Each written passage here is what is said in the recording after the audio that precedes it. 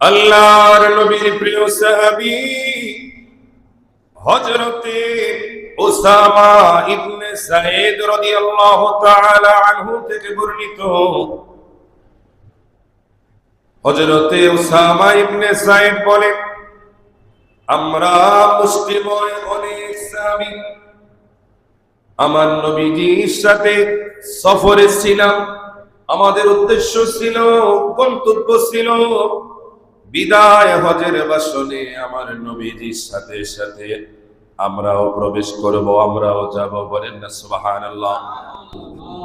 আল্লাহর প্রিয় নবী, দু জাহানের বাদশা নবী মুহাম্মদুর রাসূলুল্লাহ সাল্লাল্লাহু তাআলা আলাইহি ওয়াসাল্লাম চিৎকার দিয়ে বলেন, ইয়া রাসূলুল্লাহ।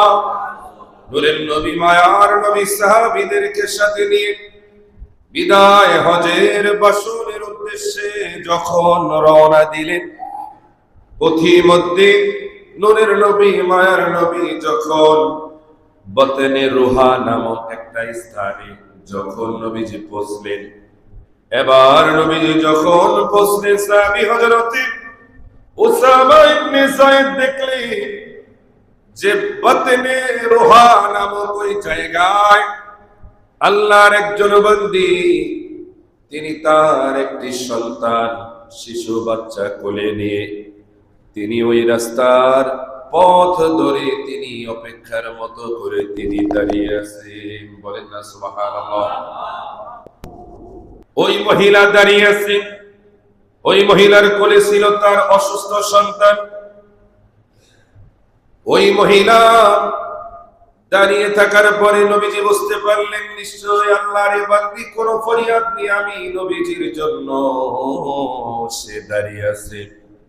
নবীজি হযরতে উসামা ইবনে যায়েদকে বললেন, হে উসামা রে, ও উসামা, দেরি করো না, আমাদেরকে বিদায় হজের বাসনে যেতে হবে, ময়দানে যেতে হবে, আরাফার ময়দানে যেতে হবে।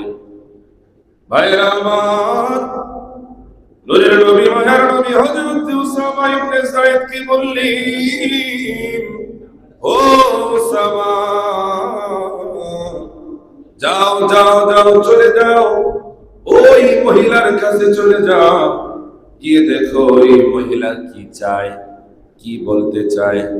আল্লাহর নবীর প্রিয় সাহাবী হযরত উসামা তিনি নবীজির কথা মতো মহিলার কাছে গিয়ে বসলেন।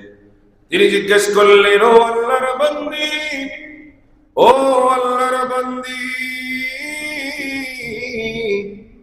ও আল্লাহর